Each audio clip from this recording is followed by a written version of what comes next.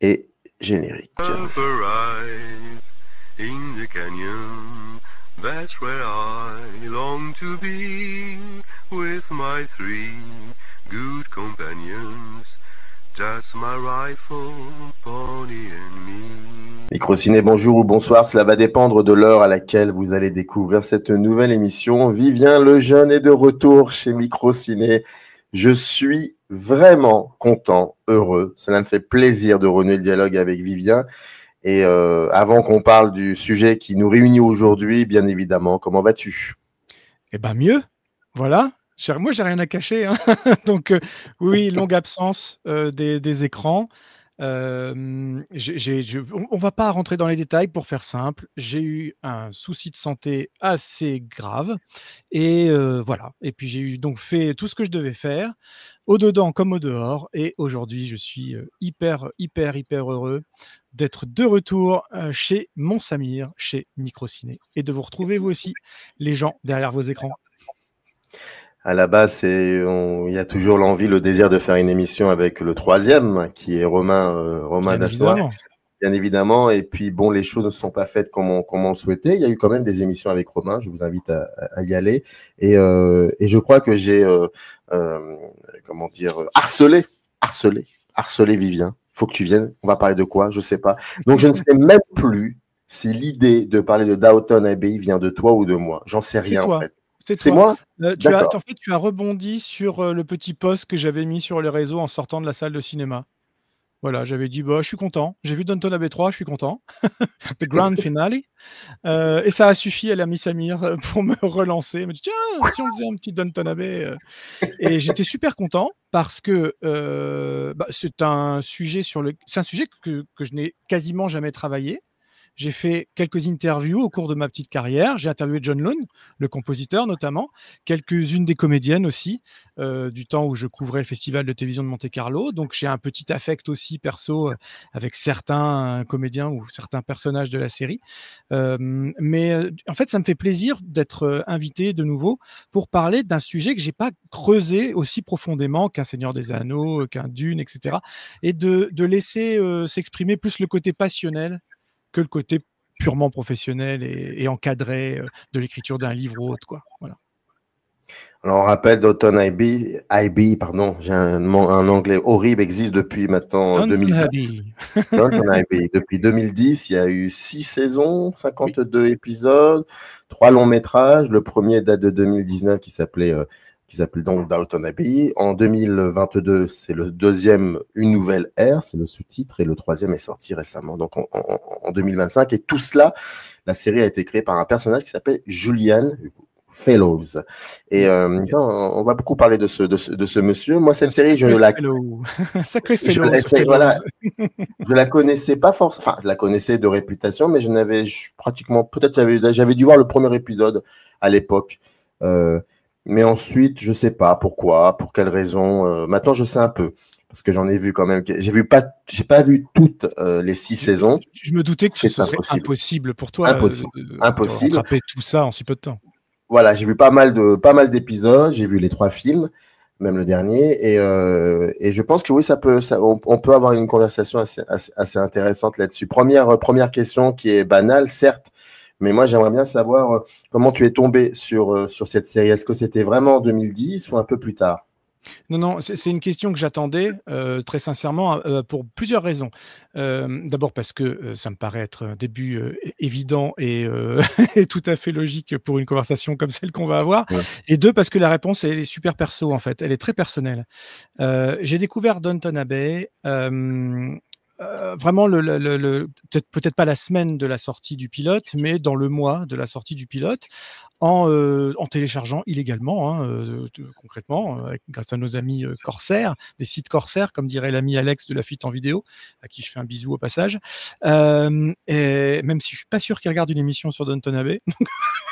Oh, tu sais, il y a beaucoup de personnes issues du YouTube Game qui ne disent pas grand-chose. Ils assument pas. Mais de temps en temps, là, comme ça, mais bon, allez. Je parle pas d'Alex, bien évidemment, mais on le salue quand même. Je vais essayer de faire concis parce que, en fait, les circonstances dans lesquelles j'ai découvert la série participent à mon affect de la série. Moi, j'ai toujours beaucoup suivi les séries télé, j'ai consacré énormément d'articles, aussi bien du temps de Cinéphonia, puis après beaucoup j'ai fait 15 ans d'écran fantastique où je m'occupais quasiment que de séries télé. Donc j'ai forcément regardé beaucoup de séries, beaucoup de pilotes, etc. Et j'ai toujours eu, j'allais dire un faible, mais c'est plus qu'un faible, j'ai toujours eu une vraie passion pour les périodes drama. J'adore les périodes drama. Alors ça peut sembler bizarre par rapport à ce pourquoi on m'invite généralement les univers de SF, les univers fantastiques, les univers de super-héros, etc. Mais en fait, moi, je suis accro. J'ai préparé même des petits coffrets à côté de moi. Ben, je suis accro à ce que notamment a fait la BBC ou ITV autour des adaptations de Jane Austen, par exemple. Ah oui. J'ai l'intégrale dans ce coffret. Il y a des superbes mini-séries, téléfilms qui adaptent très très bien les romans. Et alors là, j'en ai un de côté qui est cher à mon cœur. C'est l'intégrale de la BBC sur les adaptations de Charles Dickens. Voilà, alors ça c'est un coffret que j'adore. Bon, c'est des imports anglais. Je sais même pas si c'est sorti en France, en français, j'en sais rien. Donc ça c'est des versions anglais avec sous-titres anglais uniquement. Et donc j'ai toujours eu cette passion-là. Et un jour, ça va faire presque 20 ans, arrive sur M6 une mini-série ou un téléfilm, appelons-le comme on veut, mais c'est plutôt une mini-série. Les Contes du Disque Monde, c'est adapté du roman The Hogfather, le père Porcher, d'un auteur de fantasy comique, on va dire, que j'adore, qui s'appelle Terry Pratchett. Voilà, qui a travaillé notamment sur Good Omens, voilà, qui est la série qui marche très bien aussi avec David Tennant sur Amazon, par exemple. C'est issu d'un de ses univers, d'un de ses romans. Et donc, cet univers du Disque Monde, j'avais lu les bouquins, et quand arrive cette adaptation, je la découvre sur M6, et je la trouve géniale, quoi. Géniale de costume, géniale d'interprétation, géniale de fidélité au roman, et je découvre une jeune comédienne. Alors, vous n'allez peut-être pas bien la voir là, mais dans le rôle de Suzanne, la petite fille de la mort, là-dedans.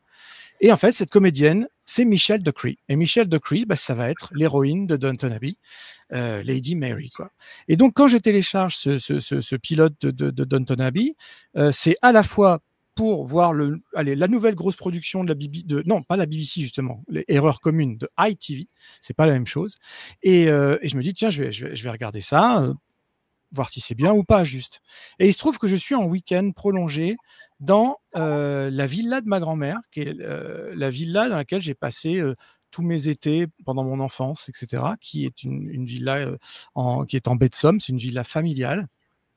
Et ma grand-mère, c'est vraiment elle qui a été la première à m'emmener au cinéma. C'est avec elle que j'ai regardé beaucoup de choses.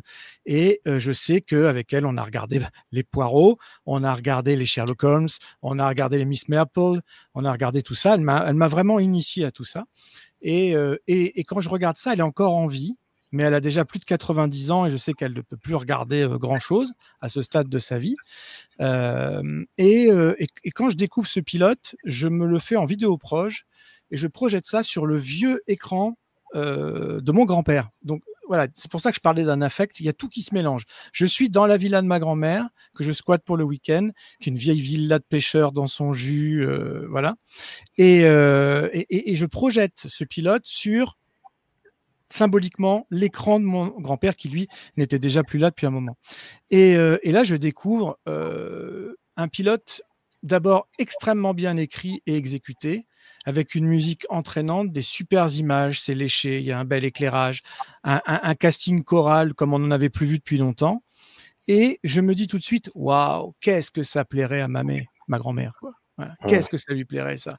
Si c'était sorti quelques années plus tôt, on l'aurait peut-être regardé ensemble. Là, c'est trop tard, mais voilà. Et en plus, je trouve que les valeurs, je ne sais pas si c'est le bon mot, mais en tout cas, ce sont des époques qu'elle a pas connues, parce que ça démarre en 1912, mais donc elle n'avait pas l'âge. Au lendemain du naufrage du Titanic. Voilà. Et du coup, je sais que c'est une série qui lui aurait plu. Et voilà, le type de personnage présenté. Et il se trouve que, pour finir l'anecdote perso, après on va rentrer dans le cœur du sujet, je rassure tout le monde, Downton Abbey, on est tous d'accord, c'est upstairs, downstairs, donc c'est une histoire on va suivre en parallèle les gens de la haute société et les gens de la basse société, je le dis avec des guillemets, et les gens de la haute société présentent une famille, donc avec le père, la mère et 3 filles, 3 sœurs, et il se trouve que ma grand-mère avait 2 sœurs et que pour elle, c'était son monde entier, quoi. Donc je suis dans sa villa, à projeter sur l'écran de mon grand-père, et ça me raconte l'histoire de 3 sœurs. Et du coup, je suis pris d'une émotion déjà d'entrée de jeu, rien que par ça, quoi. Et après, je trouve le pilote extrêmement bien écrit, les personnages attachants ou pas, ils sont tellement nombreux qu'il y en a qu'on aime, il y en a qu'on aime moins, mais c'est le principe du soap opéra, puisque finalement, c'est pas autre chose que ça, Downton Abbey. On va dire que c'est un soap opéra de luxe.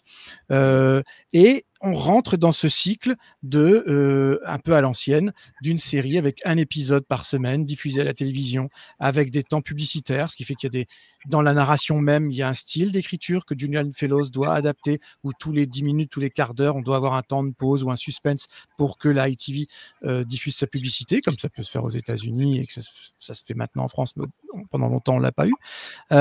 Donc j'ai ça, et puis 6 ou 8 épisodes seulement par an, puis après il faut attendre l'année d'après. Voilà. Et donc c'est important ça pour suivre Downton Abbey, de bien se dire, moi je l'ai aimé, apprécié et défendu saison après saison, avec patience, avec cœur, avec amour, avec attente. Alors que si on binge-watch la série aujourd'hui, je pense que la sensation doit être très différente.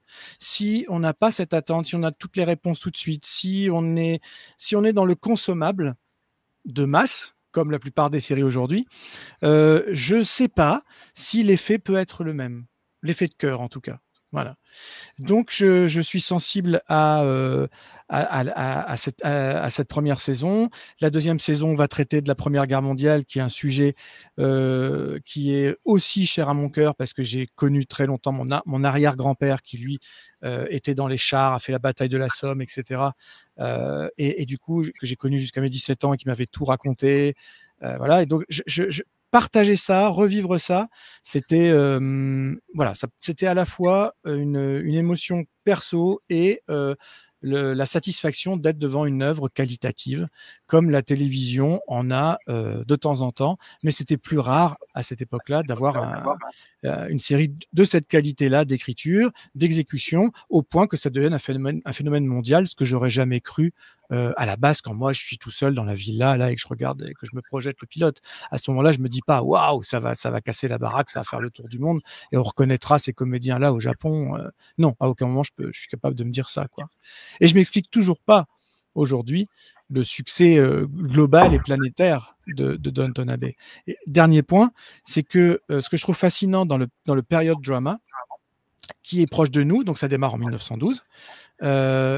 Au moment où je regarde, donc la série, elle commence en 2010, je crois, de mémoire, voilà. Et du coup, on est quasiment, les événements qu'on nous narre sont 100 ans avant, quasiment pile poil. Et là, je me dis, c'est assez fascinant parce que tout ce monde-là qui est reconstitué à l'écran, avec beaucoup de précision, beaucoup de minutie, tout cet univers-là, tous les gens, à de très rares exceptions près, sont tous décédés aujourd'hui. Alors, je ne parle pas des comédiens, hein, je parle vraiment de tous les gens présents, vivants sur cette Terre à ce moment-là, et c'était il y a seulement 100 ans. La Terre a été remplacée. Le monde n'est plus le même. Et cette série qui se passe seulement 100 ans avant nous montre à quel point l'évolution a démarré avec ces années-là. Que ce soit les débuts du télégraphe, les débuts de l'électricité, le début du téléphone, la Première Guerre mondiale, puis la Seconde, l'émergence du jazz, etc. Enfin, il y a eu à tous les niveaux.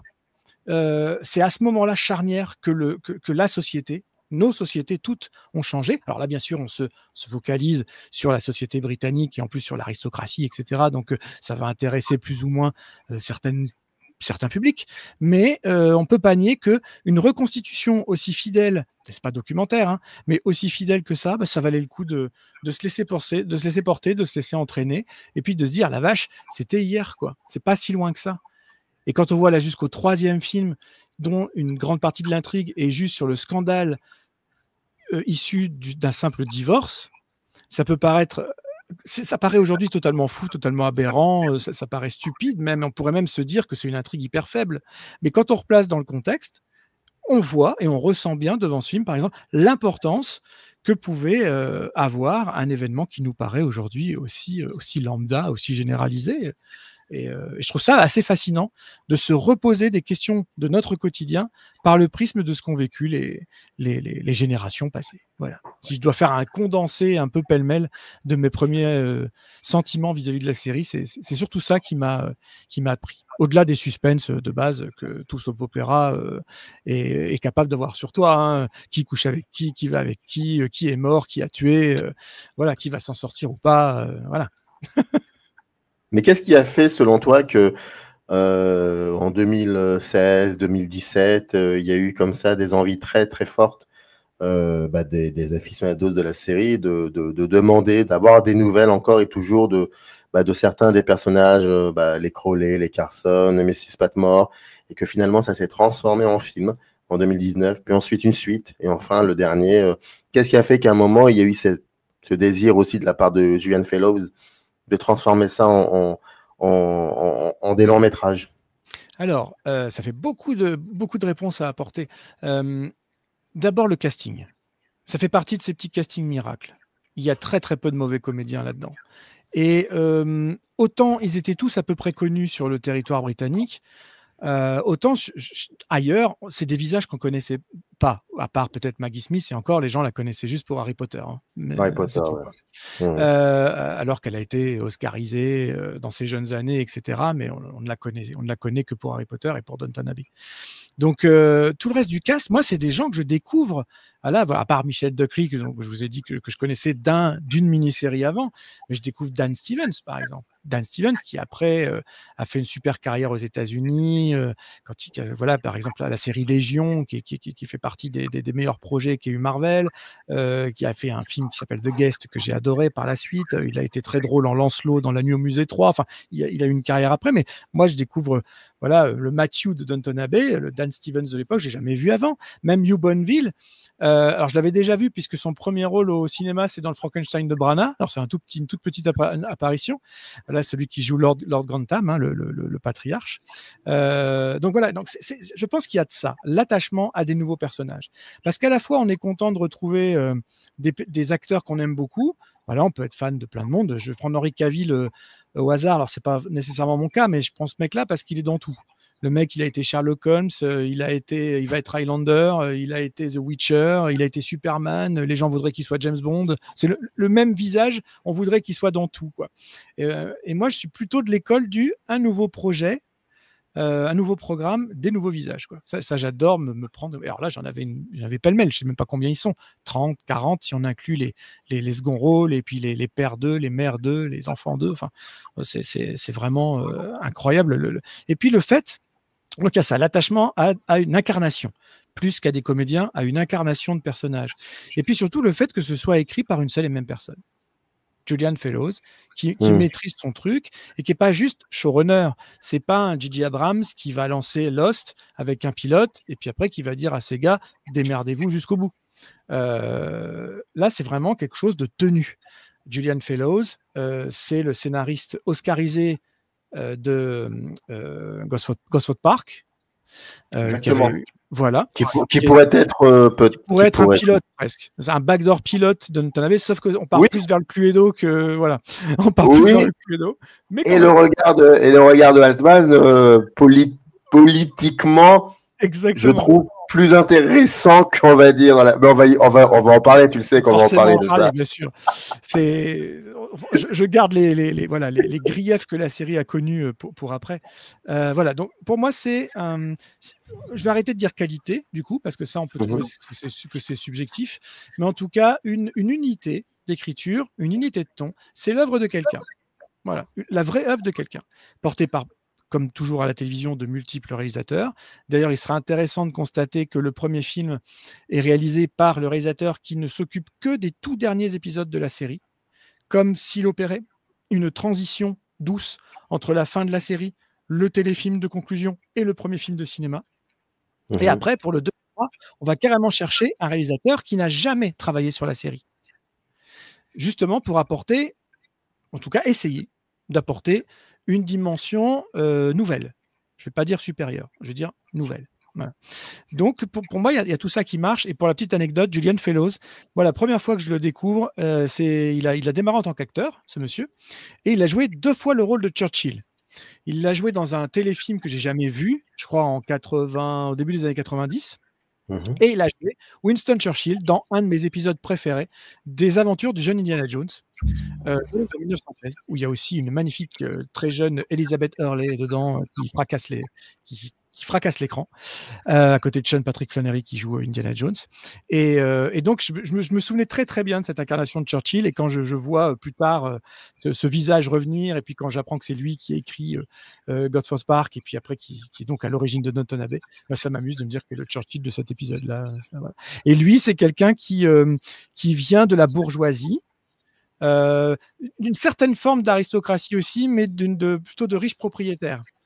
C'est pas des sang-bleus, mais il vient d'une lignée, voilà, où son père, je sais plus ce qu'il est son père, mais il a un poste important dans la politique ou dans les relations internationales, je sais plus exactement. J'ai pas de fiche ouverte sous les yeux pour tricher, mais voilà. Donc je sais qu'il vient d'un milieu très très bien, voilà, très aisé, on va dire, et que par conséquent, lui qui devient le saltimbanque avec des gros guillemets de la famille, puisqu'il commence par être comédien, il veut jouer, il va écrire des musicals, il va écrire des pièces de théâtre, il va écrire des scénarios, etc.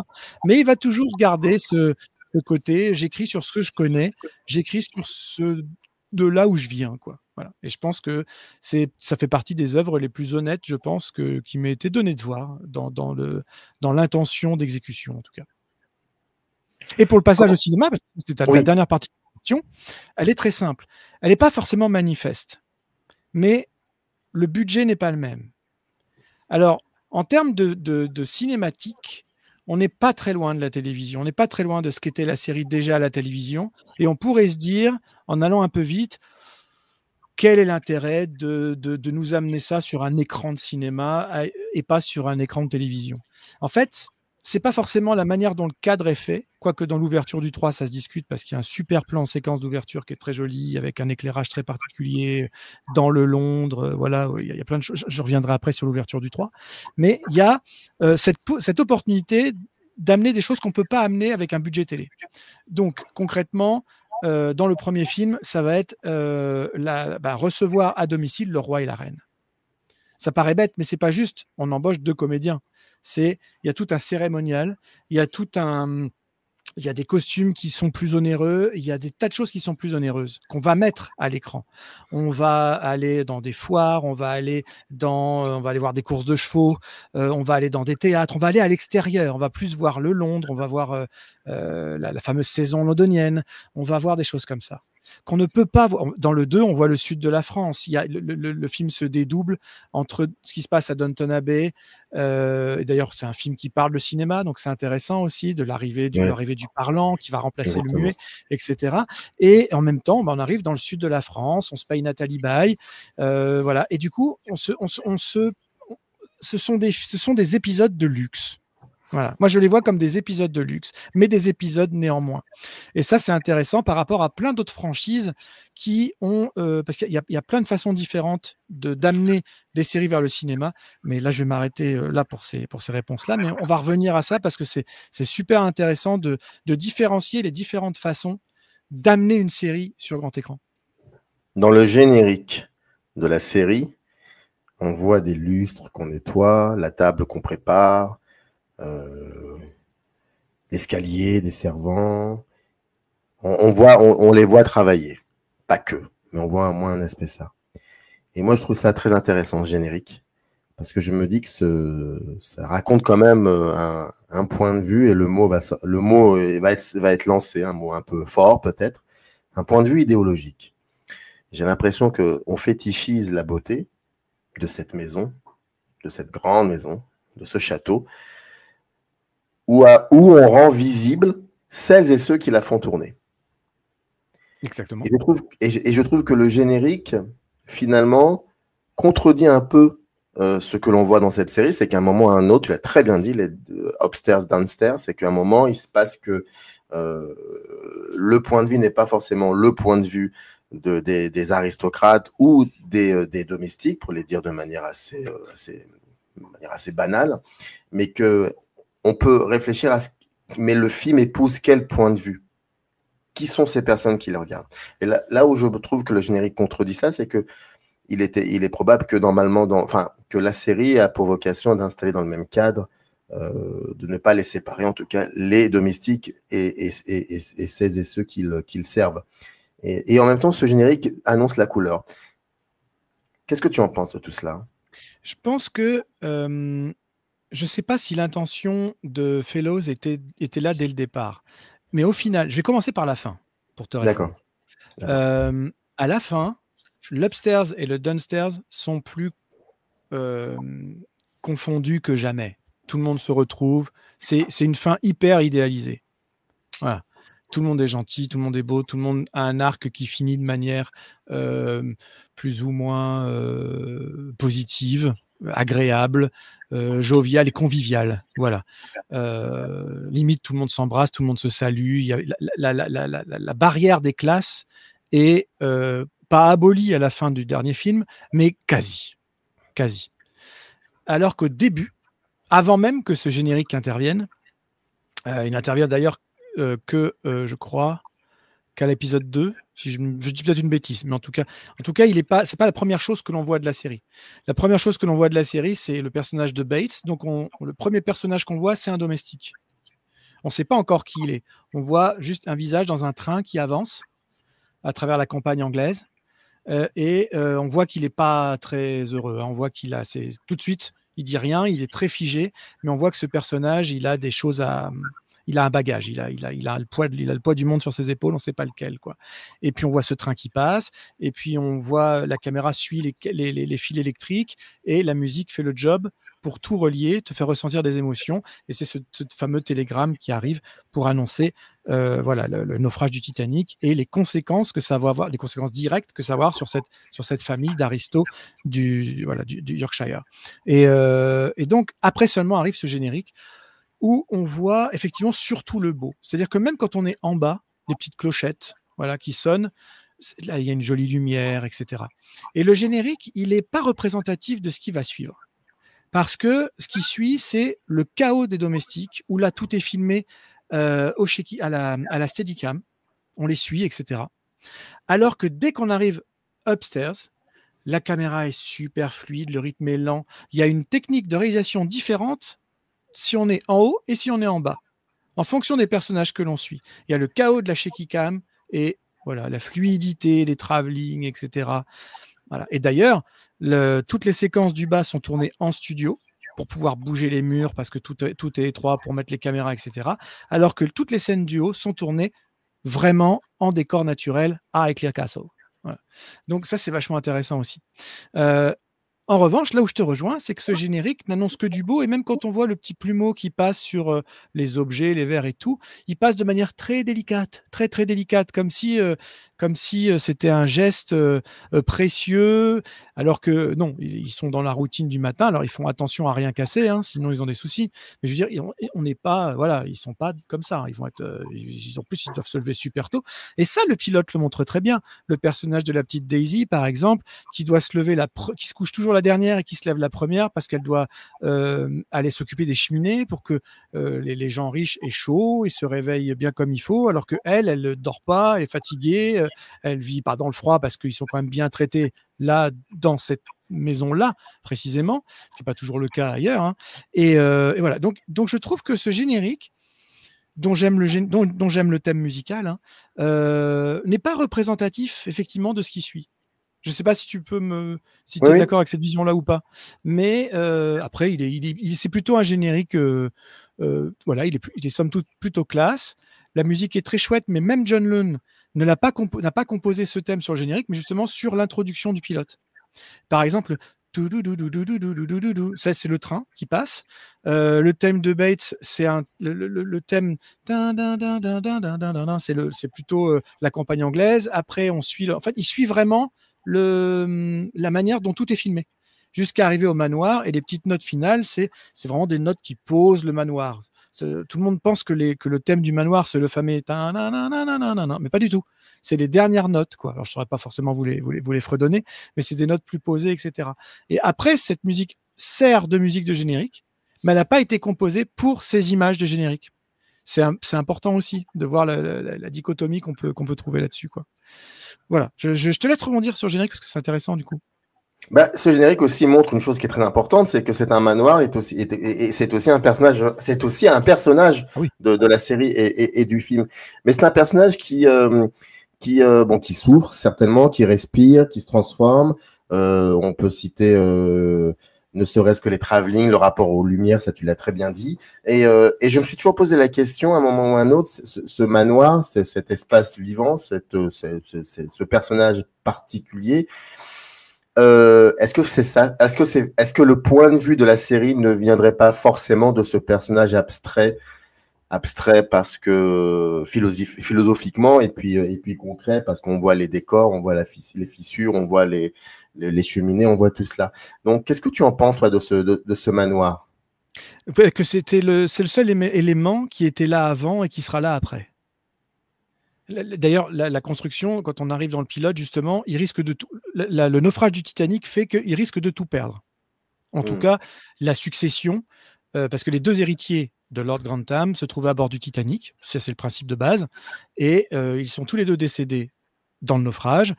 Et à l'époque, un père ne peut pas laisser comme ça la succession à une femme. Or, on l'a dit en introduction, il a 3 filles, Lord Grantham. Pas de bol. Il n'a pas d'héritier mâle, le fameux héritier mâle. Donc, que faire? Eh bien, il faut trouver le prochain héritier dans la ligne droite, voilà, héritier mâle, hein, c'est important. Et ils vont trouver un cousin, donc Matthew Crawley, qui est typique du personnage romantique anglais, donc joué par Dan Stevens dont je parlais tout à l'heure, qui est quelqu'un qui a à cœur de travailler lui-même, qui veut pas qu'on le serve, qui veut pas avoir des valets, qui veut pas avoir des domestiques, voilà, qui veut servir son pays. Enfin voilà, le mec bien sous tout rapport, le héros quoi. Hein, en gros, le héros, quoi, dont forcément qu'on va avoir envie de suivre parce que peut-être il est trop parfait. Voilà. Et à côté de ça, se mettent en place tous les éléments familiaux, j'allais dire politiques, mais non, mais en tout cas, voilà, les comment dire ça, c'est pas des bassesses parce que tout est dévoilé au grand jour, mais en tout cas, tout va être fait pour essayer de faire en sorte que Lady Mary épouse son cousin, de manière à ce que la succession puisse être faite en gardant mainmise sur le domaine et que ça reste dans la famille. Voilà. Que cette famille n'ait pas à quitter non seulement l'endroit, mais aussi toutes les dépendances, les demeures, les villages, ils sont propriétaires de... En fait, ils font vivre plein de gens. Ça, la série le montre bien. Mais pas que les domestiques qu'ils emploient. Il y a des fermiers qui ont des exploitations, etc. du coin. Tout ça, ça leur appartient. Tout ça, ça leur appartient. Downton, c'est le nom d'un village. Downton Abbey, c'est leur maison, c'est leur domaine qui est un petit peu excentré de ce village. Mais enfin, c'est comme ça que ça fonctionne, quoi. Donc, je m'éparpille un petit peu. Non, pas du tout. Non, pas du tout. Tu t'éparpilles pas. Et d'ailleurs, tu vas voir pourquoi tu ne t'éparpilles pas, parce que je vais rebondir sur une question. Alors là, celle-là, par contre, là, on atteint le degré, là. Ah, ok. Bon, vas-y, rebondis. Boum. Et il y en a qui disent que cette série est quand même assez conservatrice. Ça, c'est les détractrices de la série. Tu savais bien que j'allais t'en parler. Je savais qu'on allait en parler. Qu'on allait en parler. Et il est vrai. Alors, il est vrai, ma position, parfois, je vois certaines choses qui m'ont beaucoup plus fait sourire qu'énerver pour le coup. Mais sourire ne veut pas dire forcément l'acceptation. Mais si tenté, il y aurait conservatisme dans cette série. Est-ce qu'elle aurait influencé la structure même du récit? Par exemple, finalement, on s'aperçoit qu'il y a plus une coopération des castes plutôt que la lutte des classes pour le coup. Il y a une forme de réconciliation de choses et d'autres, alors comme tu l'as très bien dit, on est au début du XXe siècle, il s'en est passé des choses, ça va évoluer, et ce qui va évoluer aussi, c'est la lutte des classes, c'est les droits des travailleurs, c'est, oh là là, micro-ciné commence à devenir. Bah oui, non, mais c'est ça. Si tant est, la chaîne a toujours été comme ça finalement. Non, mais ça me fait poser des questions. C'est le programme en plus. C'est ça, voilà, et puis il y a la défense. D'un ordre social, et puis surtout, il y a aussi le trio château, je l'ai noté ça, château, église, village. Voilà, donc en fait, tout ça, bon, moi je pense, oui, ça décrit aussi une forme de conservatisme, si on peut le dire ainsi, et en même temps, parce que, et pour préparer cette émission, j'ai lu pas mal d'interviews, de textes, etc. Et à un moment, j'ai vu dans un texte que malgré j'évoque, c'est-à-dire peut-être, potentiellement une idéologie conservatrice, eh bien, je lisais que beaucoup de spectatrices et spectateurs, ils voient dans Downton Abbey une série, entre parenthèses, réconfortante. Et moi, je pense qu'il faudrait peut-être se poser cette question-là. Qu'est-ce qui fait, malgré cela, qu'elle soit quand même réconfortante? Mais alors j'ai envie de dire justement, pas malgré ça. Pas malgré ça. Je pense que oui, on peut pas. De toute façon, c'est évident.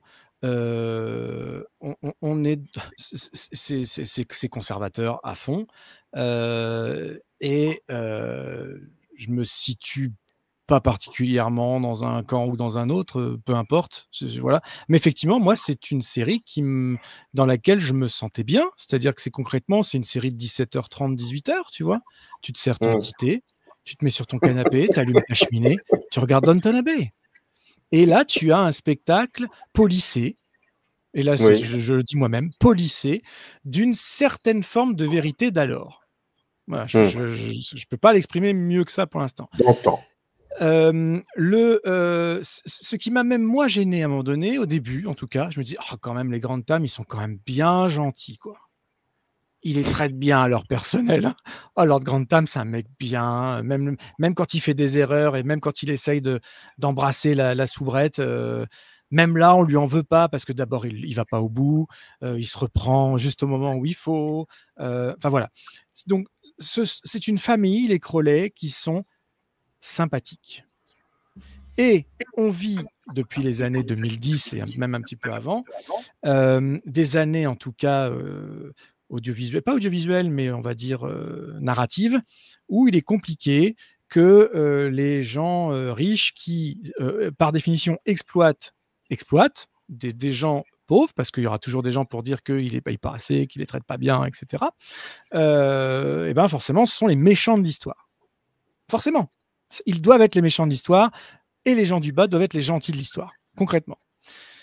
Si on n'est pas là-dedans, c'est qu'on est conservateur. Bon. Encore une fois, Julian Fellows, il vient d'un milieu aisé. Non, mais je schématise. Complètement, là.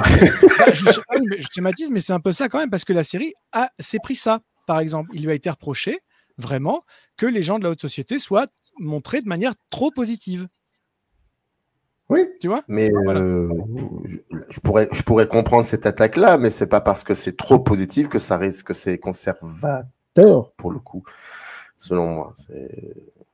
Dans la mesure où on fait rien pour qu'on les prenne en grippe à un moment ou à un autre, c'est que quelque part... Je vais te donner un exemple.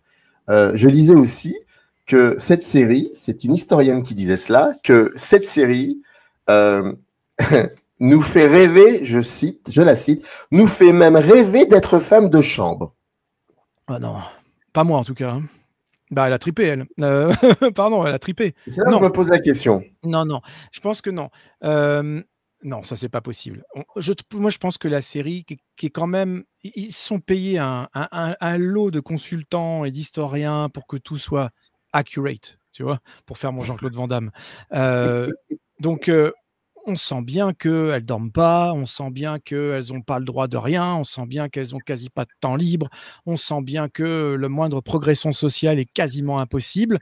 Sauf que là, on va avoir par exemple le cas de l'une des servantes qui rêve de devenir secrétaire pour s'élever dans la société et qui va avoir l'appui d'une des filles de la famille, qui va lui faire des recommandations, qui va prendre sur elle de lui trouver un travail, etc. Machin, etc. Donc là, on est dans ce cas quasi utopique de la famille riche, et c'est en ça que je voulais exprimer ça tout à l'heure, bien sous tout rapport, qui non seulement traite très bien ses domestiques, ou en tout cas du mieux que possible dans ces années-là, et qui en plus va carrément jusqu'à les accompagner dans leurs désirs profonds. Dans le dernier film, dans The Grand Finale, on a quand même Lady Mary qui accepte de devenir la marraine de l'enfant de sa domestique. Ça finit comme ça. Donc, ça va assez loin dans la cassure, dans la brisure des rapports entre ces deux mondes-là. Voilà. Après, il y a des méchants en bas, il y a des méchants en haut, mais les méchants deviennent gentils. Et quand je dis méchants, on va dire plutôt les intrigants. Voilà, un personnage comme c'est Thomas, je crois, voilà, qui au début est vraiment montré comme le perturbateur, quoi, qui veut absolument faire renvoyer Bates en simulant des vols, ça va être le premier à se blesser lui-même pour revenir du front. Enfin, il va y avoir comme ça des personnages qui ont des failles, y compris chez les personnages, chez les personnes d'en bas. Donc il y a un bon effet de ping-pong entre les deux, mais grosso modo, tout le monde finit bien, tout le monde il est beau, tout le monde il est gentil quand même. Voilà, c'est une série comme ça. Là où je vais rebondir sur ce que tu disais, où la personne disait qu'on aurait presque envie d'être domestique, ou voilà, je pense que il y a ce côté idéalisé total de beaux endroits, de beaux objets. Ça peut faire rêver certaines personnes de vivre dans des endroits comme ça, y compris dans les étages du bas. Voilà, je le prends plus comme ça. Mais moi, je pourrais pas. Je pense honnêtement que je pourrais pas vivre comme ils le font, hein, avec tous ces cérémoniaux, le fait d'avoir tout le temps quelqu'un pour te mettre ta veste ou quoi que ce soit. Mais c'est leur quotidien, c'est leur réalité à eux, et je trouve que la série reproduit bien tout ça dans le moindre détail. Il y avait des gens pour, c'est pas une figure de style, mais il y avait des gens pour vérifier que les petites cuillères, les fourchettes, machin, c'était les bonnes qui étaient servies à table pour faire le plan, alors que tu les vois pas ou à peine. Tu vois, que c'était vraiment ce qui se faisait à l'époque, etc., avec des tas de consultants de ces métiers-là, de ces rites-là. Donc voilà, je sais pas trop. On a l'impression que la série est coincée. La série, j'entends bien. Après, on parlera des 3 films. On a l'impression que la série est coincée comme ça, une espèce de. Une admiration un peu passéiste, mais aussi conscience critique. Oui. Et par exemple, il y a tout ce travail sur la transgression des classes, sur l'émancipation au niveau sur l'émancipation des femmes, par exemple, sur la condition de la femme, et ça passe souvent par la transformation des corps, mais aussi des vêtements, des coiffures. Oui, bien sûr.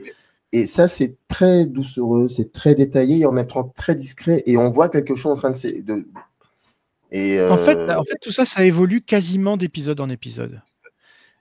Et là où Fellows a eu de la chance, c'est justement de pouvoir avoir une série à succès. Parce que si son idée de départ, c'est là-dessus que je partais tout à l'heure, quand j'ai dit je ne savais pas s'il savait aller en démarrant jusqu'où il allait pouvoir aller. Mais c'est génial d'avoir pu aller de 1912 à 1930 pour le dernier film. Parce que ça a couvert ces années-là, avec ces années de changement-là. Si la série s'était arrêtée au bout de la saison 3, on n'aurait pas eu le temps d'évoluer tant de choses que ça, à part peut-être la condition féminine par rapport à ce qu'ont pu faire les femmes pendant la guerre, par exemple. Ça, la saison 2, elle est assez extraordinaire, où ils sont en partie contraints à ce que Downton Abbey devienne un refuge médical pour les soldats blessés. Et voilà, elle s'est transformée en une espèce de succursale d'hôpital. Et l'une des 3 filles devient littéralement infirmière et met les mains dans le sang et, voilà, et aide les gens, etc. C'est d'ailleurs celle qui veut s'émanciper et s'enfuir avec le chauffeur, etc. Donc, je veux dire, il y a comme ça, ça, et comme tu le disais très bien, ça avance aussi ça passe aussi par l'avancée des vêtements, et ça fait même débat dans les épisodes, où les sœurs entre elles en parlent, la mode change, etc. À partir de la saison 4, il y a le personnage de Lily James qui va être plus séduit par le côté presque américain, avec le jazz, voilà, etc. Donc il y a beaucoup de choses comme ça qui se passent, qui évoluent. Beaucoup. Mais c'est inclus, ça y va jamais avec des gros sabots. À part peut-être la première fois qu'ils ont un poste de radio et qu'on entend le discours du roi à la radio, c'est génial, quoi. Aussi, quand le téléphone arrive, quoi, et qu'ils ne savent pas trop quoi faire avec cet appareil-là qui les effraie, l'électricité. Il y a plein de choses comme ça. Et ça fait partie de ces détails-là qui font qu'on se sent peut-être bien dans cet univers-là. Et ça, c'est ce que je disais au tout début, qui nous rappelle à nous que tout ce qu'on vit aujourd'hui, putain, c'était pas gagné, quoi. Ça s'est fait sur la longueur, et que ça a quand même été finalement assez vite. Parce que l'émancipation de la femme, etc., finalement, elle a démarré il y a 100 ans. Si on suit ce prisme-là, finalement. Et qu'aujourd'hui, si on en est là, c'est parce que petit à petit, petit à petit, sans aller trop vite, mais avec des grandes causes, des grandes actions parfois, ou des petites actions. Je pense des grandes actions pendant la guerre ou des petites choses par rapport à ne serait-ce que changer, oser une robe différente à l'époque ou oser divorcer à l'époque, pour revenir sur le cinéma avec le film 3. Eh bien, c'était... Tu franchissais des barrières, tu franchissais des caps avec des choses qui aujourd'hui nous paraissent complètement acquis et anodins. C'est peut-être dans ce sens-là que cette personne disait que on avait l'impression qu'il ferait bon vivre là-dedans. Mais je ne suis pas sûr que non, qu'il fasse bon vivre à Downton Abbey. Pas du tout même. C'est pas bon vivre, comme tu le dis, mais c'est ta petite série de 17h, 18h avec un Carrément, bon carrément, bien sûr. Oui, mais surtout quand tu n'es pas anglais et que tu vas chercher cette espèce d'Angleterre, je ne sais pas si c'est idéalisé, ou en tout cas fantasmé, plutôt, où moi j'aime beaucoup aller à Londres régulièrement, mais j'y vais pas assez à mon goût, et j'aime bien, ça fait même plusieurs années là que j'ai pas eu l'occasion d'y aller, mais j'aime bien cette représentation certainement fausse qu'on s'en fait, mais voilà, le thé, le petit gâteau, ce côté petit rituel, on se met dans une ambiance à la British, quoi, tu vois, et encore plus quand tu es français ou européen d'ailleurs, je veux dire, peu importe, mais tu vas te chercher à te mettre dans une atmosphère, voilà, c'est le mot, un peu différente, et une série comme Downton Abbey t'offre cette opportunité. Non, mais tu peux dire quand on est français, parce que le rapport entre la France et l'Angleterre, l'histoire, voilà. C'est-à-dire que, voilà, c'est pour ça que il y a rien de réducteur à ça. On pourrait dire le Japon et l'Angleterre, ou le Sénégal et l'Angleterre, mais c'est pas, historiquement, c'est différent. Donc on peut dire ça. Mais alors là, je vais faire une digression, parce que il est vrai qu'il y a une espèce de cachet dans les productions anglaises, audiovisuelles, qui questionnent généralement le début du XXe siècle. Cette série, tu en as nommé une qui est très chère à mon cœur pour plein de raisons, Poirot, surtout Poirot, et d'autres séries. Il y a quelque chose de cet esprit-là où on a un fantasme. Il y a eu ça il n'y a pas très longtemps. Il y a eu ça il n'y a pas très longtemps. Paul Dark, par exemple. Là, on est dans la quintessence de ce que peut offrir la BBC en termes de produits de qualité. Alors là, ça se passe un peu avant. Hein. En Cornouailles, avant c'est encore une période drama qui est antérieure à du Downton Abbey. Mais je veux dire, c'est voilà, comme tu dis, je te rejoins dans ce que tu dis. Mais comment tu peux l'expliquer? Comment tu peux expliquer cette ambiance-là, cette espèce de passerelle entre un réel préfabriqué et le fantasme que l'on fait? Poirot, quand on pense à Poirot, très souvent, c'est les fameux cottages où il se passe des choses à l'intérieur, pas très saines, ces choses-là. Mais je me suis toujours posé cette question-là. Qu'est-ce qui fait que... Je pense qu'elle est simple, la réponse. C'est qu'on n'a pas ça à côté de chez nous. Tu sors de chez toi, tu n'as pas ça. Ça ressemble pas à ça. Les beaux windows. C'est aussi con que ça, un beau window, tu vois. Alors, ça se fait maintenant. Il y a des maisons qui, en France qui en ont, mais c'est pas ce qui court les rues, quoi. Et je trouve ça super sympa, moi, un beau window. J'adore. C'est ces fenêtres un petit peu, voilà, qui font un peu office de bureau, voilà, c'est super joli. Et là-bas, c'est foison. Qu'est-ce qu'on pourrait avoir d'autre? Je sais pas. Les pavés, cette illusion des rues pavées à la Jack l'Éventreur et tout ça, alors que c'était sordide en réalité. C'était des rues où les gens... C'est sordide. C'est très sordide. Très sordide. Oui. Et quand tu les vois dans une série de la BBC, par exemple, quand tu vois sur le coffret Dickens que je sortais tout à l'heure, tu as ce côté théâtral, peut-être, où c'est beaucoup plus propre que ne l'était le réel. Donc, du tout, ça fabrique une espèce de fantasme. Ça fabrique une fausse réalité de ces années-là. Ça fabrique un côté romantique qui n'est pas réel. Est-ce que c'est pas ça le problème? Est-ce que c'est le problème? C'est à la fois le problème et la solution. Dans Downton Abbey, c'est ça. Est-ce que ce serait pas ça le problème qui fait que le réel, finalement, on le met un peu de côté et que ça réconforte, comme je lisais là, ça réconforte, ça apaise. Réconforte. Oui. Mais ça réconforte. Ça peut être problématique. D'une certaine façon, ça dépend ce qu'on vit aussi. C'est-à-dire, ça réconforte pas tout le monde. Ça réconforte en fonction de ce que tu cherches comme ambiance. Je veux dire, il y a des gens, je sais pas, chacun regarde des séries. Parce qu'une série, ça demande de l'implication. Une série, par définition, ça se suit. En tout cas, avant, ça se suivait. C'était pas un truc à binge-watcher en un week-end. Ça se suivait sur des années. Là, Downton Abbey, ça fait 15 ans. Ça a démarré en 2010, je crois, et voilà, on est en 2025. Donc, ça fait 15 ans que je suis ça. Doucement, progressivement. Tu vois, mais comme j'ai pu suivre, je sais pas, Star Trek quasiment toute ma vie. à un autre niveau. Donc, une série, c'est un endroit où tu retournes, où tu vas chercher comme un dîner entre amis que tu ferais tous les 15 jours, 3 semaines. Tu vois, tu vas retrouver des gens et auxquels tu t'attaches, qui t'énervent, qui t'agacent, comme un repas de famille finalement. Tu as toujours l'oncle relou qui va te faire chier, tu as toujours la cousine, le cousin qui te fait marrer. Enfin, c'est exactement ça, le principe d'une série télé à la base. Voilà, c'est ça la narration télévisée à l'origine. Ce qu'on a perdu avec l'apparition des plateformes de plus en plus, parce que la saison arrive en entier généralement, que ce soit sur Netflix, un peu moins sur Disney ou autre, mais les saisons sont balancées d'une traite. Donc il y a moins d'attente. Et puis il y a tellement de production aujourd'hui que on passe vite à autre chose. Alors qu'avant, les séries, on les nourrissait. Moi, j'y pensais le soir. Hein. Je me couchais, je pensais, alors pas forcément à Downton Abbey parce que j'étais plus adulte, mais Highlander quand j'étais ado, je peux te dire que pendant une semaine, je cogitais, oh putain, il s'est passé ça, Twin Peaks, j'en parle même pas. Mais Twin Peaks, mais alors c'était toute la semaine, on en parlait au bahut, c'était génial quoi. Qui a tué le rapaneur? Bon, c'était une révolution quand même, Twin Peaks. Voilà, Twin Peaks c'est à part, mais ouais. C'est à part à plein de niveaux. Mais là aussi, c'est une série qui est devenue un film. Et un film qui est redevenu une série. Voilà. Donc, tout ça, est, voilà, c'est un côté doudou. Et je crois que dans la dernière émission qu'on avait fait ensemble, tu m'avais parlé des doudous. Je ne sais pas si tu te rappelles, l'émission qu'on avait fait avec Romain. Eh bien, c'est un petit cocon doudou. Voilà. Alors après, on n'a pas tous le même cocon doudou. Exactement. Avant qu'on parle des 3 films, je voudrais savoir qu'est-ce qui a fait que la série s'est arrêtée en 2015 ? Tout simplement, je sais pas. Je pense qu'ils ont voulu. Alors, si on le sait plus ou moins, d'ailleurs, en tout cas, la version officielle, c'est qu'ils ont arrêté au sommet. Et qu'en même temps, voilà, ils ont arrêté au sommet, ça c'est très bien. La raison officieuse, c'est que tous les comédiens arrivaient à terme de contrat. Et que quand tu es à un Doctor Who, par exemple, où tu as un mec à remplacer tous les 2-3 ans, ça se gère financièrement. Quand tu as 30 personnes qui arrivent à terme de contrat et il faut tous les revaloriser d'un coup, tu peux pas. Ça, c'est une réalité économique.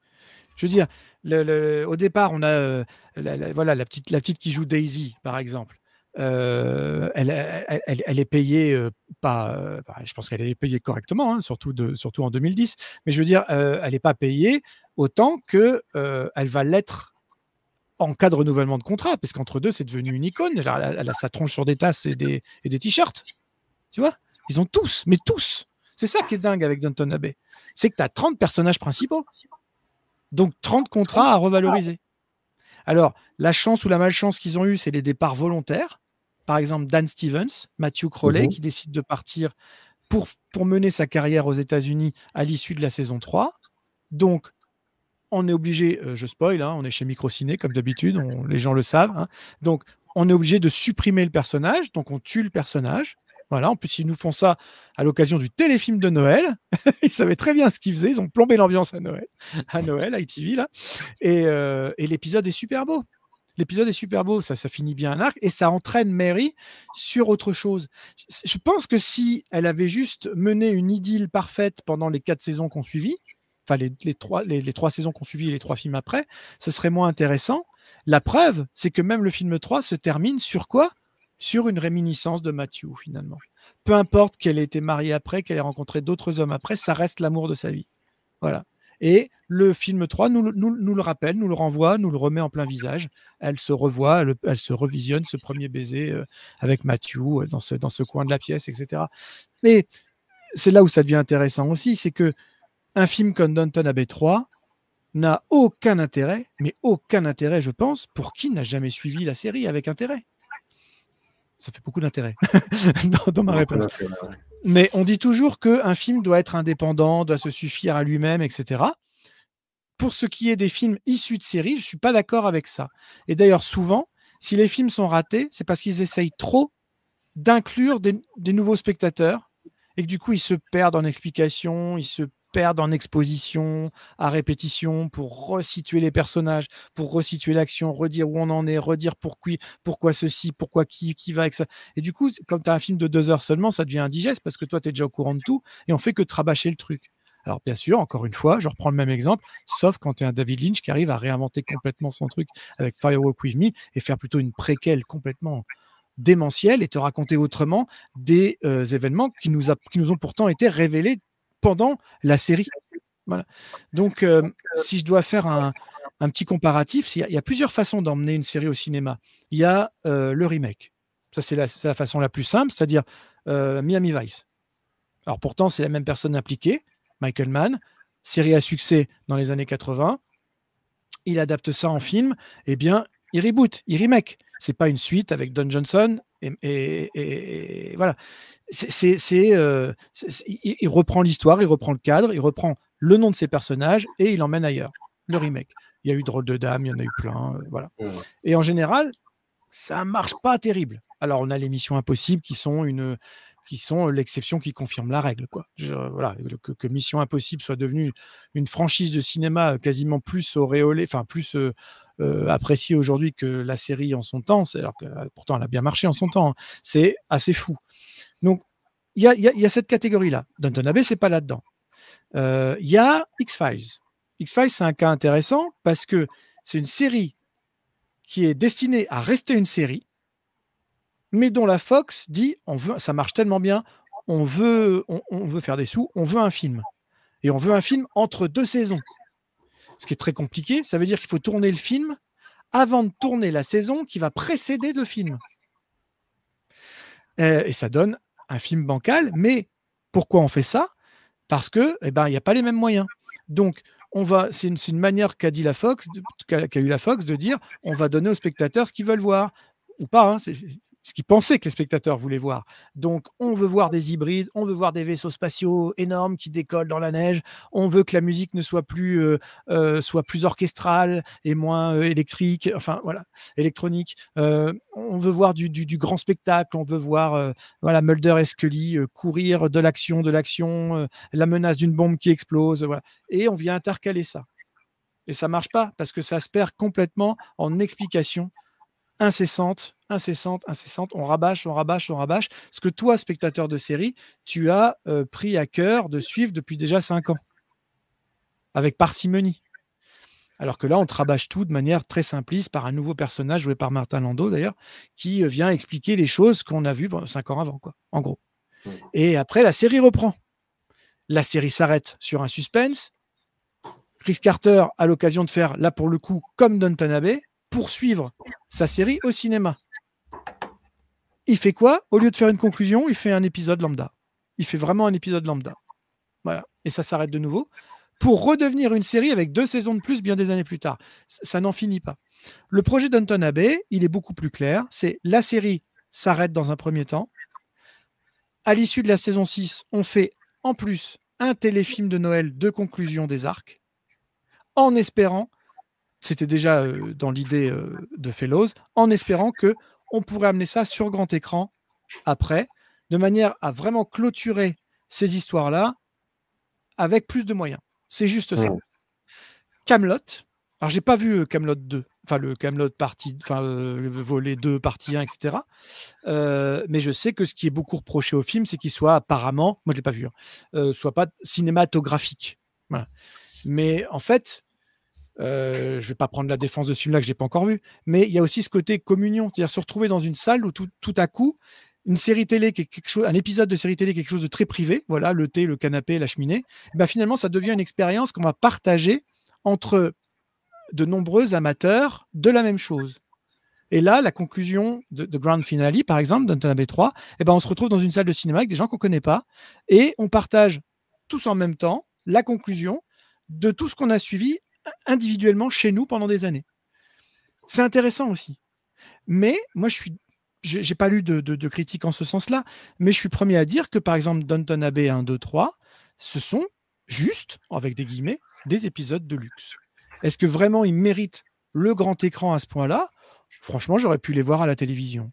Mais malgré tout, il y a de là, des très beaux plans, des très belles lumières. L'ouverture du 3, elle est sensationnelle. Donc, on va vers un théâtre. Donc, on est dans Londres. Déjà, on ne démarre pas en campagne, on démarre dans Londres. Ce qui est assez intéressant, donc dans le quartier des théâtres. Et on se rapproche dans un superbe plan séquence à travers la ville, lumière tamisée le soir, etc. Encore une fois, dans le côté idéalisé de ces rues-là, londoniennes et de ces théâtres-là. Et on arrive à un spectacle qui s'appelle c'est marqué bittersweet. Donc, on nous donne déjà le fait que c'est la fin. Le film s'appelle The Grand Finale et qu'on va faire ça de manière un peu douce amère. Parce qu'à la fois, on est tous ensemble pour célébrer quelque chose, mais on va être triste de le quitter. Voilà. Et après, on rentre dans le théâtre, toujours en plan séquence. On découvre d'abord la famille Grantham qui est dans les premiers rangs bien placés. La caméra continue de monter et là, on va dans les balcons au loin, en haut, et on retrouve quelques gens du personnel des domestiques. Donc, même dans le théâtre, dès le début du film 3, on a encore cette scission, on a encore cette séparation des classes. Et ça, c'est intéressant. Et donc, il y a une chanteuse sur scène qui chante, une chanson un peu douce amère sur justement la fin de quelque chose. Et on arrive sur l'acteur, je ne sais plus quel est le nom du personnage, et la phrase qu'il prononce, c'est « Oh my God, what a melody ». Et au moment où il prononce mélodie, boum, on enchaîne avec l'arrivée d'Anton Abbey et la mélodie de John Lone qui part, quoi. Ça, c'est 100% cinématographique. Ça ne se fait pas en télévision. En tout cas, pas dans le cadre d'une série régulière comme Downton Abbey. Ça se fait de plus en plus maintenant parce que la fracture entre cinéma et télévision est beaucoup plus infime aujourd'hui qu'elle ne l'était il y a 10-15 ans. Mais ne serait-ce que par l'argent mis par les plateformes comme Netflix, Disney, etc., qui arrivent des fois à proposer des productions qui sont largement au niveau du grand écran. Mais donc voilà, il y a ce côté communion. Voilà, de se retrouver avec des gens. Alors bon, dans le cas de Downton Abbey, honnêtement, ce qui m'a fait rire, c'est que quand je suis allé voir le 2 au cinéma, mon épouse et moi, on était les seuls Français dans la salle, parce qu'on a choisi bien sûr une séance en VO, et c'était que des Anglais qui étaient là à la séance en VO. Ça aurait été limite plus intéressant d'aller à parce que du coup, on n'était pas nombreux, on devait être 8 dans la salle. Mais en revanche, aller à la séance en VF, ça aurait été sûrement plus intéressant pour se retrouver avec un public plus large. Bon, là, je suis retourné quand on est allé voir le 3. On a encore fait la séance en VO parce que c'est plus fort que moi. J'ai beaucoup de mal à ne pas voir un film en VO. Mais là, on était un peu plus. On était pas loin d'une vingtaine, mine de rien, Downton Abbey 3. Et encore une fois, je parle de ma petite ville, toute petite. Hein. Je ne parle pas d'une grande salle parisienne ou rouennaise. Mais voilà, donc c'est intéressant de partager ça avec les gens et de voir comment ils réagissent. Ça me plaît bien. Ça me plaît bien. Je voulais te poser des questions sur les films, mais tu m'as devancé. Je vais juste te poser pour le coup une dernière question, mais qui serait peut-être une forme de conclusion de tout cela. C'est si on élargit l'ensemble, la série, donc les 6 épisodes plus les trois films. Est-ce que tout ça dit de notre rapport contemporain au passé, c'est-à-dire est-ce qu'on regarde cette série et est-ce qu'on regarde ces films pour comprendre l'histoire, avec un H minuscule, l'histoire, ou alors pour se rassurer sur le présent, ou alors peut-être pour éviter de regarder le réel en face, c'est-à-dire en fait tout ce qu'on s'est dit depuis 1h02. Et tout ça, ce serait soit ancré dans un territoire britannique, mais aussi globalisé, donc mondialisé pour le coup. Est-ce qu'il y aurait aussi un peu de cela, tout ça? Alors, c'est pas une réponse de faux cul, mais je vais te répondre un peu des trois. Vraiment un peu des trois. Ouais, parce que il y a le côté doudou, on en a parlé, donc je ne vais pas revenir dessus. Voilà, je pense qu'on a. Mais il y a le côté rechercher l'histoire. Oui, dans le suivi des personnages, mais aussi dans le cas de Downton Abbey, j'insiste, l'histoire avec un grand H, parce que même si ce n'est pas un documentaire, il y a quand même un travail de reconstitution vraiment colossal. Donc, on se retrouve face à une manière dont les gens ont vécu à un moment donné. Voilà. Après, chacun prend son parti, jugement de valeur, pas de valeur, peu importe. En tout cas, pendant un moment donné, il y avait ces cérémoniaux-là, voilà, il y avait les valets de pied, il y avait les servants, il y avait et encore d'ailleurs dans certaines grandes familles, il y a des cuistots à domicile. Hein. Il y a des gens très très riches qui ont leur cuistot chez eux, hein, qui dorment chez eux, qui vivent chez eux, juste pour pouvoir leur faire des œufs au bacon le matin. Ça se fait toujours, ça, et pas que en Angleterre. Ça se fait chez les gens très aisés, par exemple.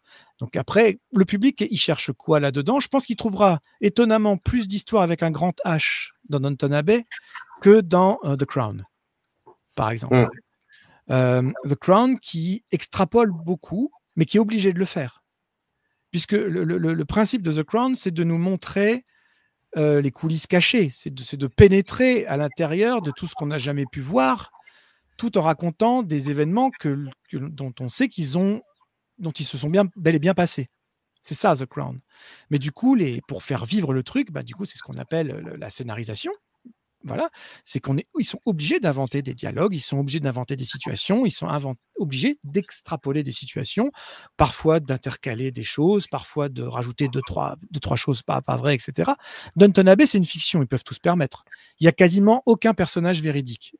Sauf dans le 2, non, dans le 1, le film 1, où on a le roi et la reine, pour le coup, les vrais rois et reines de l'époque, qui viennent dîner à Downton Abbey, et dans le 3, l'auteur de la pièce dont on est témoin au début et qui vient les rejoindre après à Downton Abbey, c'est un vrai auteur de ces époques-là. Un vrai auteur très haut en couleur, un gay notoire, etc., qui était très respecté et en même temps qui, lui aussi, dans ces sphères-là, a contribué à changer un peu les mentalités et à imposer d'autres façons de voir, etc., mais qui était lui aussi dans une certaine forme de haute société et de réussite par la richesse, tout simplement. Donc là, il y a un personnage réel aussi, mais il y en a très peu. Alors que dans The Crown, finalement, on extrapole parce qu'on ne raconte que la vie de gens dont on sait qu'ils existent ou ont existé. Donc voilà, il est où le grand H entre les deux?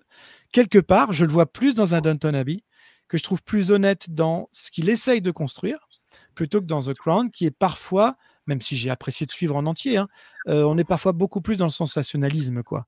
Quand il y a le fantôme de Lady Di qui vient hanter tous les personnages pendant toute une saison, là, tu te dis, bon, ok, c'est une façon d'exprimer que ses enfants sont traumatisés, c'est une façon d'exprimer que la reine a des remords peut-être ou pas, ça c'est la question, etc. Donc, mais est-ce qu'on n'en fait pas beaucoup trop? Est-ce que c'est pas un peu too much dans la façon de faire?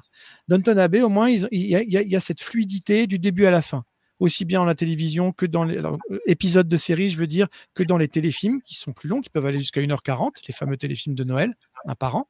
Voilà, ça a atteint cette notoriété-là au fait on attendait la saison, puis le téléfilm de Noël au même titre que le téléfilm de Noël de Doctor Who, notamment. Ça a été ça. Voilà, BBC, ITV pendant plusieurs années, c'était les deux rendez-vous à pas manquer. Et plutôt qu'un The Crown finalement. Mais bon, en même temps, The Crown, c'est Netflix, je crois, donc financement américain en grande partie, etc. Donc on n'est pas dans les mêmes sphères, on n'est pas dans les mêmes intentions. Et voilà, est-ce que ça répond à ta question initiale? Ça répond à ma question.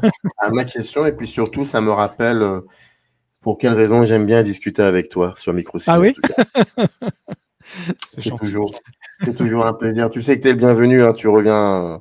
Ah, mais avec grand plaisir. Quand tu veux. Et bien évidemment, je continuerai encore à te harceler sur d'autres sujets, parce qu'il y en a beaucoup, des sujets quand même qui peuvent nous réunir pour au moins 1 heure, voire un peu plus de temps d'émission. Merci à toi, Vivien. Merci à toi surtout. Voilà.